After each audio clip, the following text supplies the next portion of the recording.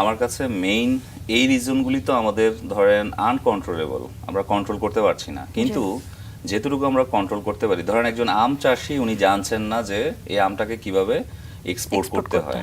International ট্রেডের নিয়মটাই হচ্ছে আপনার দেশে এই প্রোডাক্টটা বেশি প্রডিউস হয়ে যাচ্ছে, যেই প্রোডাক্টটা বেশি প্রডিউস ওইটাই আপনি এক্সপোর্ট করে দিবেন। জাস্ট এটাই চিন্তা করেন, যেটা আমার বেশি হয়ে যাবে এটাই আমি পাঠিয়ে দিব বাইরে, এটাই তো আমার নিয়ম। যেমন ধরেন এই বছর আপনি আশ্চর্য হবেন শুনে যে কৃষক 18 টাকা কেজিতে আলু প্রডিউস করেছে, 12 টাকায় সেল করছে। যদি জানতে চান কেন, শুধু রংপুর ডিভিশনে 20 লাখ মেট্রিক টন আলু প্রডিউস হয়েছে, কিন্তু পুরো রংপুর ডিভিশনে 3 লাখ মেট্রিক টনের কোল্ড স্টোরেজ নাই। তো এত আলু কি করবে তাহলে? তো এই আইটেম তো হাইলি এক্সপোর্টেবল আইটেম।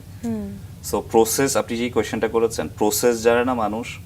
মানুষ হচ্ছে লজিস্টিক্সের আমাদের একটা দুর্বলতা আছে, আর ইন জেনারেল হচ্ছে বায়ার পাচ্ছে না। আচ্ছা, ওভারসিজ মার্কেটের ইনফরমেশনগুলি টোটালি জানছে না মানুষ। যেটা এসব ভাবনা থেকে কি আপনারা এক্সপোর্ট সেবা জি করেছেন? জি জি আমার আসলে যেটা বললাম যে একদম সেটা স্কোয়ার থেকেই শুরু হয়েছে, যে আমরা অনেক ইনফরমেশন ক্যারি করছি, সারাদিন কাজ করছি। সোশ্যাল মিডিয়ায় দেখলাম যে মাত্র সোশ্যাল মিডিয়া তখন গ্রো হচ্ছে, যে একটা ভাই ওনার একটা প্রোডাক্ট পাঠাবে জুটের আইটেম অথবা লেদার আইটেম, উনি ইনভয়েস কিভাবে করতে হয় জানেন, একটা বেসিক জিনিস আচ্ছা। যেটা আমাদের মানে হাজার হাজার ডকুমেন্ট আমাদের কাছে। সো আমার মনে হলো যে এই প্রবলেমটা আমরা আসলে সলভ করে দিই।